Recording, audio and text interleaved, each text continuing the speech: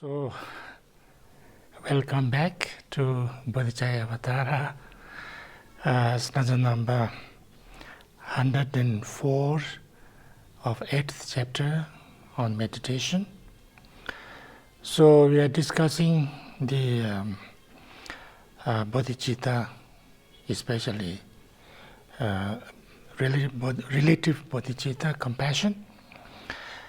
And so we discussed the importance of understanding the similarity of myself and others, and therefore, how important and how natural it is that I should also want to end the suffering of others as much as I want to end the suffering of myself and bring happiness. And then some might say, compassion makes us feel such pain, you say. So why should we make efforts to engender it? Usually we don't think about, others' sufferings. And when we think about other sufferings and try to feel it and, become more aware of it, then, we feel more suffering, we feel more pain, because we see lots of suffering and pain and things like that. And even if I do not have that much suffering and pain at this moment, but because I think about all difficult sufferings, pain and hardships that others go through, then I feel bad, I feel pain, I feel suffering. So if that is the case, then why should I do that? Why should I generate more pain and more suffering in myself than what is already there? And unnecessarily, because what others suffer is others suffering. If you say that, But thinking of the suffering of beings, how can you regard as great the smart of your compassion? I don't understand a little bit this translation, but what it's saying is that if you think about the sufferings of others, there's so much suffering, there's so much pain, there is so much problem everywhere, any place, all different kind of huge problems and difficulties and sufferings. And there are two things here. One is that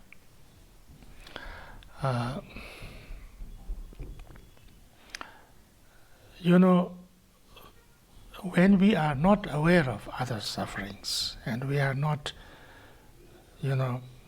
thinking about others' problems and sufferings, then we focus on our own problems and difficulties and fear of getting them and anxiety of not getting something or getting something, and the fear and anxiety and stress and and that actually is lots of suffering, lots of pain, lots of problem for myself. And I'm always under stress. I could be totally under stress and in anxiety and fear and worry without thinking about anybody else and having no compassion at all. I could be totally, like that. So when I'm thinking about the suffering of others and look at that, I would see so much suffering, so much pain, so much problem going on everywhere. Although I don't physically feel them, but I can understand, I can see, I can feel in my mind. And when I do that, when I understand the suffering of so many suffering and so many hardships going through all through the world, actually, of course, I would like to, do something. I would like to wish that they don't have that. I would, if nothing much, just a little bit of, dedication and prayer and, some kind of aspirations. And when I do that and when I see those, doesn't your own problems become smaller, comparatively? Because, when I only focus on my own problems and my own fears and my own anxieties and my own stress, most of the time I feel it's too much, it's too great, it's a lot, and I suffer with that. But if I am able to be aware of so much problems and difficulties and sufferings happening everywhere to lots of people all over the world, and if I compare that to my situation, my problems, actually my problems become very little comparatively and almost nothing. And therefore, I could actually even rejoice, I could even say that, what I'm going through is nothing compared to all these problems. So I must actually be very grateful. I must actually be very happy that, and then focus more on doing something for others, And if through such a single pain, a multitude of sorrow can be cured, such pain as this, all loving people strive to foster in themselves and others. And so therefore, a little bit pain or a little bit discomfort, a little bit, sadness, or, by seeing others' sufferings and pain and feeling compassion and, feeling for them, if that can generate actions and generate, generate some kind of motivation and efforts to cure or to get rid of lots of problems and suffering of others, then that little pain or that little discomfort or that little kind of uncomfort coming from my compassion is nothing, strive to foster in themselves and others. It's nothing. It's nothing to compare to that. And also, and if I am really able to do something for the others and do something that would actually help some people, that naturally gives me much more happiness and much more purpose and much more joy, than not doing anything or even doing something for myself. Because the greatest joy is the greatest comfort for myself is a feeling that I have been useful. I've done something that's totally valuable, that is very, worthwhile, that I can be very proud of myself. So therefore, if I do something helpful, something, something beneficial to others, something great, then, even if I go through some pain or hardship or difficulties, I would feel very good afterwards. That's why it is said, 106. Thus, Supushpachandra, knowing that the king would cause him harm, did nothing to escape from tribulation, that the pains of many should be ended. Nije dungal manchurbe, chicha nenji sechina, ruwe dungal sachina, chitra nije dungal mo. Kalte dungal chikane dungal mombo menjarna, sedo dembi dungal te, rada yala shejanit, tena metu danze che jalpi nepa shechona, dogi dungal masalte, mombo dungal senjuri shir. This is a Jataka story, a Jataka story. That there was a Bodhisattva called Supushpachandra, and he was with many people, many students, many followers in one place, and they were, all practicing the Bodhisattva's path, and was very, in a very good way. And then he understood, he knew, he came to know that if he went to the capital of that country and gave teachings in the palace or in that capital, then he would be able to help many people, hundreds of thousands of people, millions of people. And he would be able to help them in a big way, that he would be able to liberate them from samsara and make them attain, high levels of Bodhisattva's path, and really deeply help lots of people. But by doing so, he would be himself killed in that process. And through that, also he will be able to help. So therefore, even if he knew very clearly that he need to sacrifice his life, he went there. He went there, he gave teachings, and he helped lots of beings, thousands and hundreds of thousands and millions of beings. And then, of course, he was killed by the king, he was executed. But when he was killed and executed, then the king understood that he was a great bodhisattva. He made a big mistake. And after he saw this, the king also regretted.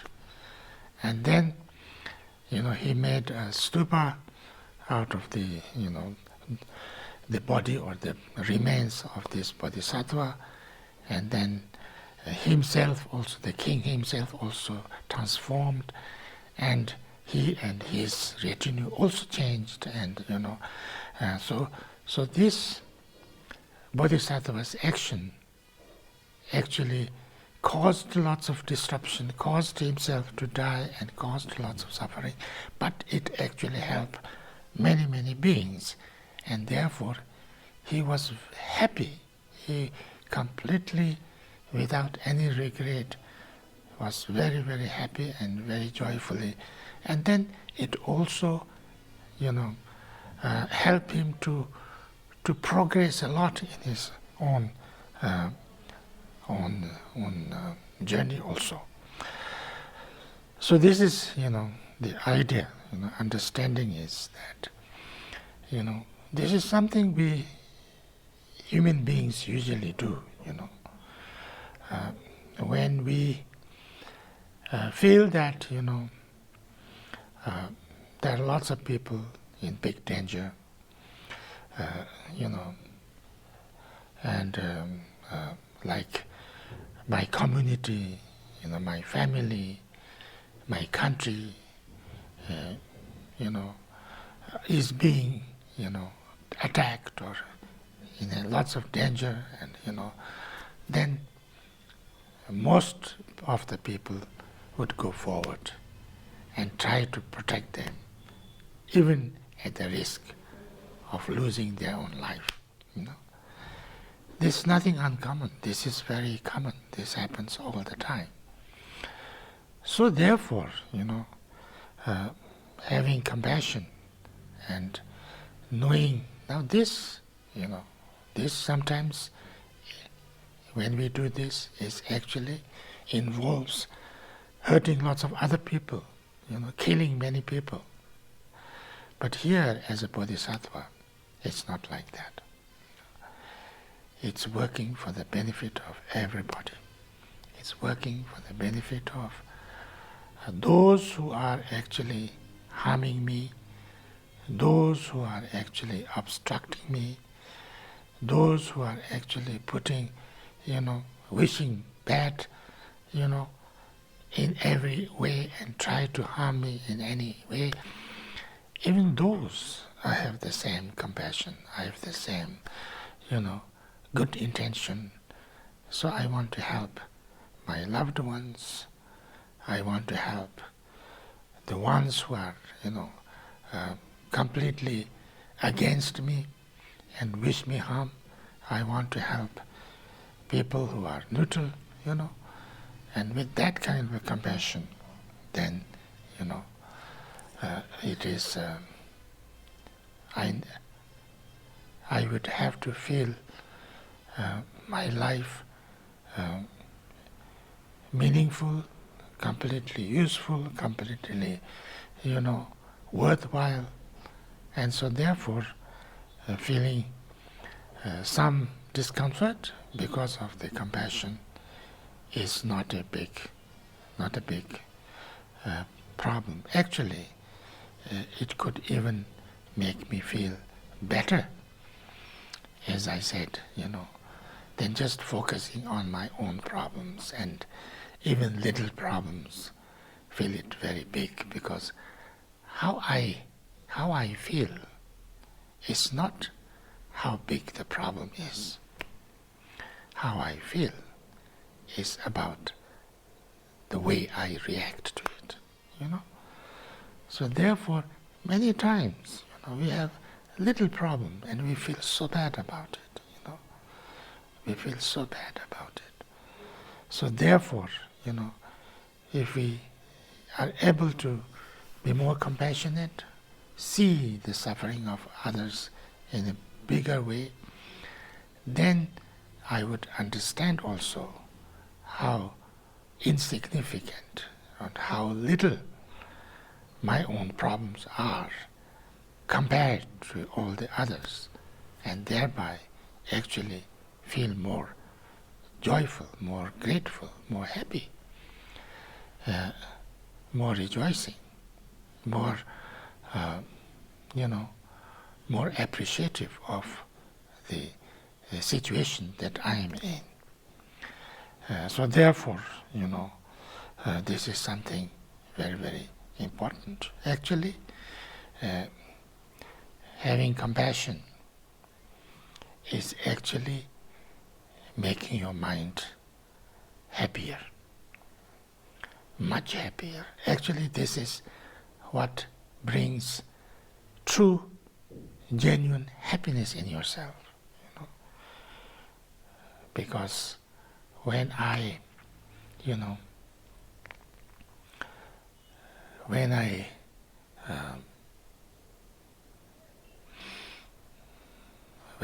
appreciate my own situation, which is much less suffering and problem compared to many others, then I can appreciate much more. So I get much happier.